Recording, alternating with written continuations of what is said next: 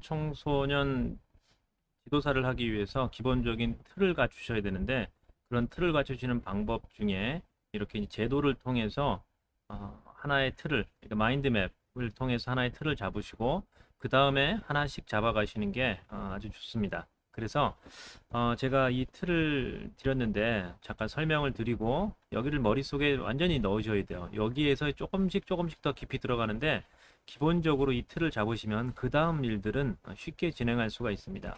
그래서 보시면은 처음에 여성가족부에 있는지 우리가 20년 됐죠. 20년. 예, 그 20년 동안 우리가 진행해 왔던 거. 청소년 육성이라 하면 이렇게 돼 있어요. 육성이라 하면 보호, 복지, 활동으로 구성되어 있다. 예, 보호복지 활동. 요 세 가지는 무조건 암기하셔야 됩니다. 청소년 육성이라 하면 보호복지 활동으로 구성되어 있다라고 되어 있고요. 그래서 청소년 육성법이라는 게 1987년도 올림픽 앞두고 87년도에 만들어졌고 그 육성법이 이제 없어지면서 올림픽 이후에 91년도에 청소년 기본법이라는 게 만들어졌어요. 91년도에 그 기본법 아래 보호복지 활동이라고 그랬잖아요. 그래서 청소년 보호법이 가장 먼저 만들어졌고 2004년도에 청소년 활동진흥법, 청소년 복지지원법 이렇게 세 가지가 만들어졌습니다. 이 법에 의거해서 세 가지만 암기하면 되는데 이렇게 지능법 관련된 내용들, 보호법 관련된 내용들, 그리고 복지법 관련된 내용들 이게 기본이에요. 기본적인 틀이라는 거죠. 자, 설명해 보겠습니다. 먼저 붉은색으로 설명하는 청소년 활동진흥법 이게 가장 중요한 부분이죠. 왜냐하면은 청소년 지도사는 청소년 활동진흥법에 의해서 활동을 하게 되어 있는 거예요. 그래서 2004년도에 복지지원법과 함께 만들어졌고요. 그리고 청소년 활동진흥법을 시행하는 가장 상위 기관은 뭐 물론 여성가족부겠지만은 그 여성가족부 산하에 청소년 활동진흥원이 있고요.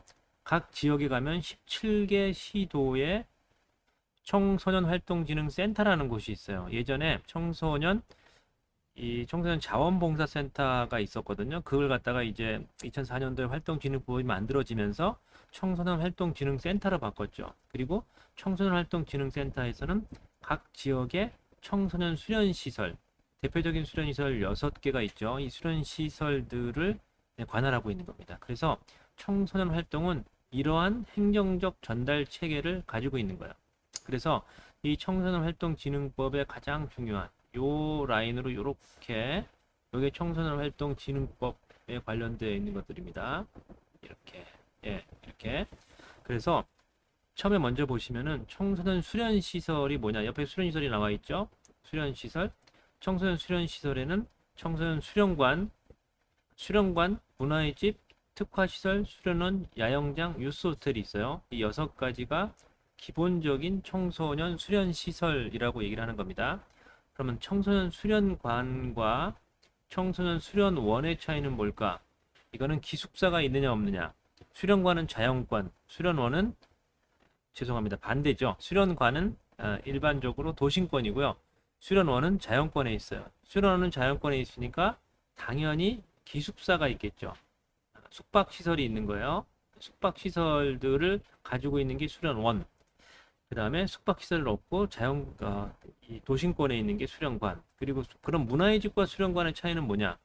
규모의 차이입니다. 그냥 다른 차이가 없어요. 규모의 차이고요. 그리고 수련관과 수련 문화의 집을 합쳐서 우리는 수련 청소년 센터라고 이제 6차 청소년 기본 정책 계획이 나왔을 때부터 센터라고 불러요. 그러면 그 전에 있던 것들, 예를 들어서 용인시 청소년 수련관이라고 했는데 수련관의 이름을 바꿨느냐? 그러진 않았죠. 새로 만들어지는 수련관이나 문화의 집은 다 센터, 청소년 센터라고 이름을 붙이기 시작했습니다. 그리고 수련관에서 알아둬야 될 것 중에 하나는 방과후 아카데미. 여기서는 PM과 SM. 뒤에 이제 제가 문제 풀이한 쪽을 보시면은 PM과 SM이 뭔지, 방과후 아카데미가 뭔지, 방과후 아카데미하고 교육부에서 하는 방과후 이 수업 그리고 이 지역아동센터 이건 복지부에서 하죠. 요 세 개가 어떻게 다른지 조금 이해를 하시면은 문제를 또 이해하실 수 있겠습니다. 이해를 하시고 넘어가야 돼요. 이 부분은. 자, 청소년 수련시설 5개, 수련관, 문화의 집, 특화시설, 수련원, 그리고 야영장, 유스호스텔 요 5가지를 꼭 이해를 하셔야 되고요. 그리고 청소년 활동진흥원 우리가 키와라고 보통 KWYA라고 이 약자를 써서 얘기를 합니다.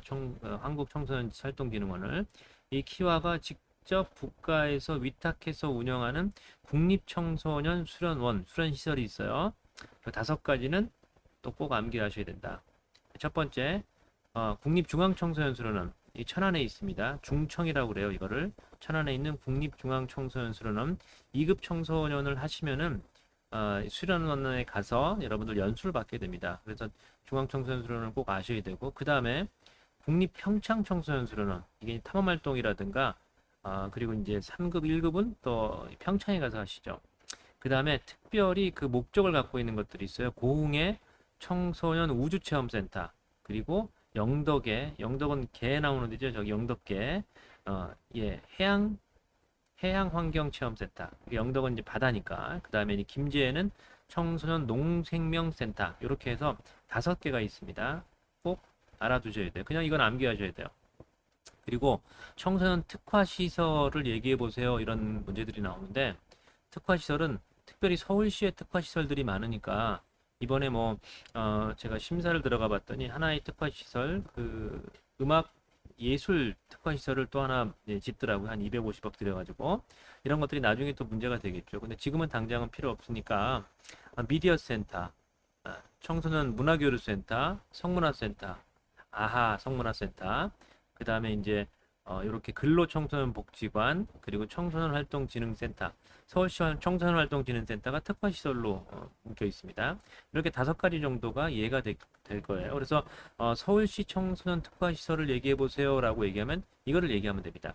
그래서 청소년활동진흥법과 관련해서 또 하나 제도적으로 꼭 알아두셔야 될 것 중에 하나가 청소년 성취포상제. 그래서 국제 성취포상제와 자기도전 포상제를 2개를 따로 물어볼 경우가 많습니다.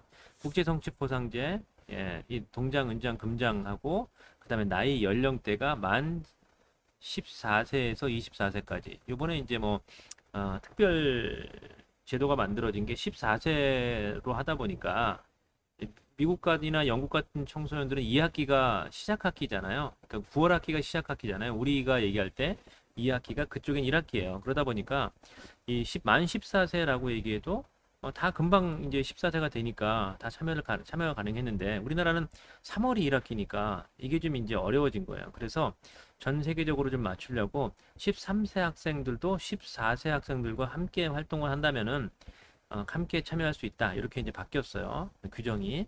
그래서 중학교 2학년이라고 생각하시면 되고 그 다음에 자기도전 포상제는 이 9세에서 13세 그러니까 이제 중학교 2학년까지라고 생각했는데 요게 이제 중학교 3학년 그냥 학년으로 따져가지고 그냥 중3까지 그리고 초1에서 중3 자기도전 포상제는 우리나라에서 직접 만든 거기 때문에 마음대로 할 수 있잖아요. 예, 규정을. 그래서 이번 8월 1일, 2021년 8월 1일자로 요게 초등학교 1학년에서 중학교 3학년으로 바뀌었습니다. 그 다음에 봉사활동, 자기개발활동, 신체단련활동, 탐험활동, 봉자신탐 이거 꼭 외우셔야 돼요. 봉자신탐. 그 다음에 이 봉자신탐이 4가지 영역에 한다. 그리고 에딘버러 공작에 의해서 국제성취포상제가 만들어졌고 지금 현재 140개 국가가 이걸 이용하고 있다. 이 정도. 청소년 활동진흥법에서는 이 정도를 알으셔야 되고 이거는 그냥 다른 얘기가 없어요. 그냥 암기하셔야 됩니다. 그 다음에 청소년 보호법을 보겠습니다. 청소년 보호법은 청소년 보호위원회 유해매체 심의라고 그래서 왜 요번에 로블록스가 19금으로 잡혔다고 그러잖아요. 이렇게 19금 지정하고 또 이제 연령 지정하고 영화 매체들 이런 거 하는 곳이 이제 보호위원회예요. 여기가 이제 청소년 보호법과 관련된 그다음에 이제 청소년 보호법과 관련된 내용이 청소년 성보호법이 2000년 그리고 아동 청소년 성보호에 관한 법률이 2004년에 제정이 됐죠. 그래서 청소년 보호법과 관련된 것들은 이렇게 색깔을 좀 다르게 하겠습니다. 노란색으로 해보겠습니다. 청소년 보호법과 관련된 것들은 이렇게 여기에 해당하는 이쪽을 암기하시면 됩니다. 예.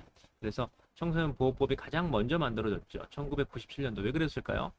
청소년 활동과 청소년 복지보다는 청소년을 문제로 생각하고 청소년을 선도해야 될 대상으로 생각했던 시대적 배경이 있는 거죠. 선도해야 될 대상으로 생각했다. 저는 이제 대학이 89학번인데 이렇게 다녔던 그 시절 청소년을 보호의 대상으로 봤다라는 거예요. 이런 게 이제 시대상을 좀 반영하죠. 그래서 청소년 보호법 지금도 이제 지역아동센터나 또 아니면은 조금 성장했던 학교 밖 센터 같은 데 가면은 이렇게 경찰들이 와 있어요. 경찰들이 학교를 그만둔 애들을 보호해야 될 대상으로 보기 때문에 여성계 형사들이 와 있죠. 그래서 이제 가끔 와서 또 상담도 하고 이렇게 합니다. 자, 이렇게 이제 진행이 돼 있고요. 그 다음에 청소년 복지지원법 2004년도에 만들어졌고 청소년 복지라는 것이 우리는 복지 상담과 연결돼 있어요. 그래서 청소년 활동진흥원이 활동 쪽에 최상위 기관이라면은 이것도 색깔을 좀 바꿔드리겠습니다. 최상위 기관이라면은 이쪽 복지지원법에 복지 상담이 들어있어요. 상담. 복지 상담의 최상위 기관이라고 할 수 있는 곳이 청소년 한국청소년 상담복지개발원, 그래서 한청원이라고 얘기하는데 상담복지개발원이 최상위 기관이고, 그리고 지역에 17개 시도에 청소년 상담복지센터가 있어요. 그리고 각도 시도에 요 하위 기관으로 청소년 상담복지센터가 또 있어요. 그러니까 우리는 활동 쪽에는 청소년 활동진흥센터가 있고 밑에 수련시설이 있듯이 청소년 상담복지센터 밑에 상담복지센터가 시도 17개 시의 이제 시도의 특별시까지 이 메인을 담당하는 행정전달 체계로 있고요. 그다음에 그 밑에 시도 각 시도에도 똑같은 게 있습니다. 시도가 아니라 시에도. 그래서 뭐 200 몇 개가 있다고 그러죠, 이게. 그래서 청소년 통합 안전망, 예, CYSNet이라고 그래요. CYSNet. 이제 바뀌었죠. CYSNet을 안 씁니다. YSNet이라고 그랬는데 청소년 통합 안전망이라고 얘기하고 1388 상담 전화, 긴급 청소년 상담 전화 운영하고, 그 다음에 청소년 동반자, 미래 동반자 관해서 운영을 합니다. 그리고 또래 상담자, 그래서 이제 또래 상담자까지 소울리언이라고 얘기하죠. 이 또래 상담자까지 운영을 하고 있습니다. 그래서 이제 여기 학교 밖 지원센터가 2015년도 학교 밖 청소년 지원에 관한 법률이 만들어지면서 이 학교 밖 지원센터가 만들어졌고, 학교 밖 지원센터에 오는 청소년들을 세 가지로 분류를 하는데, 하나는 학업형, 직업형, 자립형, 이렇게 이제 나눠서 얘기를 합니다. 학교 밖 지원센터가 이 상담복지센터 밑으로 들어가 있는 경우가 많아요. 팀 단위로. 그리고 또 이제 뭐 이렇게 요즘에는 분리되어서 독립되어 있는 것도 경기도에 한 3개소 정도가 있는 것 같고요. 네, 그래서 이제 이렇게 있고, 그 다음에 청소년 복지시설. 아까 이제 청소년 수련시설들이 대표적인 게 6가지가 있다고 그랬잖아요. 6가지하고 청소년 복지시설에 또 대표적인 게 4가지가 있어요. 이건 그냥 암기하셔야 됩니다. 청소년 쉼터, 집 나오면 가는 곳이죠. 일시 쉼터, 단기 쉼터, 중장기 쉼터. 청소년 쉼터에서 졸업을 했는데 쉼터에서 나왔는데 갈 곳이 없어요. 그럴 때 청소년 자립지원관이라는 게 있어요. 이 자립지원관이 하나가 있고, 그 다음에 청소년 치료재활센터, 국립디딤센터라고 그러는데 디딤센터, 이 치료재활센터 중독 관련된 것들을 합니다. 그 다음에 청소년 회복지원시설, 이 4가지를 암기하셔야 되고, 또 복지에서는 대표적으로 나오는 게 청소년증에 관한 겁니다. 19세에서 18세까지 청소년들이 학생증 말고 또 학교 그만둔 아이들도 있으니까 대신해서 사용할 수 있고 교통카드로도 사용할 수 있는 것, 이겁니다. 그 다음에 우리가 가지고 있는 요 청소년 복지에 관련된 내용들을 이렇게 여러분들이 꼭 암기하셔야 됩니다. 그래서 가장 중요한 거는 청소년 이 활동, 그 다음에 청소년 보호, 청소년 복지, 이렇게 이제 3개를 암기하시고, 그 다음에 6차 청소년 기본계획이 지금 이제 시행되고 있잖아요. 6차 청소년 기본계획 단계이기 때문에 6차 청소년 기본계획이 18년부터 22년까지다. 그리고 이 기본법 13조에서 기반을 한다. 그 다음에 처음에 가장 중요한 지향점이 뭐냐면은 현재를 즐기는 청소년, 미래를 여는 청소년, 청소년을 존중하는 사회. 요게 이제 핵심 목표예요. 요거는 꼭 암기하셔야 됩니다. 그 다음에 청소년 참여 권리 증진, 주도적인 활동 활성화, 자립 및 보호 지원 강화, 청소년 추진 체계 지원. 요게 청소년 6차 청소년 기본 계획에 대한 골격이에요. 여러분들 이거 6차 청소년 기본 계획에 대해서 다 아시면 좋겠지만 기본적으로 이 정도는 무조건 암기를 하고 들어가셔야 돼요. 자, 그 다음에 나머지 요 두 개만 더 설명을 하면 되겠습니다. 두 개를 더 설명. 자, 노란색으로 바꾸겠습니다. 청소년 지도자라는 게 있어요. 이 청소년 기본법에 의해서 정의가 되어 있습니다. 청소년 지도자라 하면은 청소년 지도사, 라이센스가 있는 걸 얘기를 해요. 청소년 상급, 2급, 1급, 지도사 상급, 2급, 1급을 얘기하고 청소년 상담사 3급, 2급, 1급 얘기하죠. 그리고 일반 청소년 지도자라는 것은 본인들이 청소년 지도 업무, 그러니까 청소년 수련 시설에 근무는 하지만 청소년 이 라이센스가 없는 청소년 관련된 지도사나 상담사가 없는 사람들을 일반 청소년 지도자라고 부르고, 이거를 통칭해서 청소년 지도자라고 부른다. 이렇게. 어떻게 물어보냐면 청소년 지도자에 대해서 얘기하세요라고 하면 이 세 가지를 얘기를 해주셔야 되는 거예요. 부분에서. 그 다음에 또 한 가지 가장 많이 물어보는 것 중에 하나가 청소년 참여위원회라는 게 있어요. 참여위원회. 청소년이 직접 참여해서 뭔가 의견들을 제시하고 정책들을 제시하는 것들이 있는데 세 가지가 있습니다. 수련 시설별로 운영이 되고 있는 청소년 운영위원회. 수련 시설에서 다 있어요. 가면은 청소년 운영위원회 명단하고 다 이렇게 붙어 있습니다. 벽에.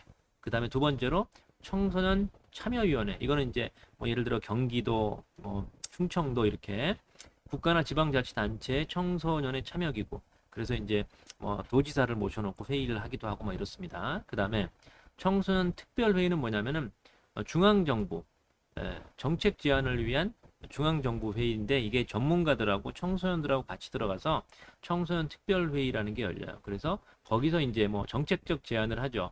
정책적 제안을 하고 이런 것들을 해주세요라고 하는 겁니다.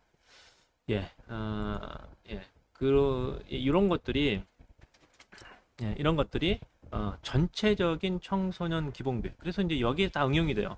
청소년 법제도에서 얘기를 해보세요라고 하면 청소년 기본법, 활동진흥법, 청소년 보호법, 청소년 성보호에 관한 법률, 그리고 복지지원법, 청소년 이 학교 밖 청소년 지원에 관한 법률. 이렇게만 얘기를 하면 되겠죠. 여러 가지 여기서 응용이 되니까 기본적으로 이 틀을 암기를 하셔야 됩니다. 그 청소년 지도사가 되시려면은 이 정도는 또 이제 암기를 해야 되지 않겠습니까? 오케이. 오늘 여기까지 청소년 이 지도사에 대한 우리가 필수 암기에 대한 마인드맵을 설명드렸습니다. 수고하셨습니다.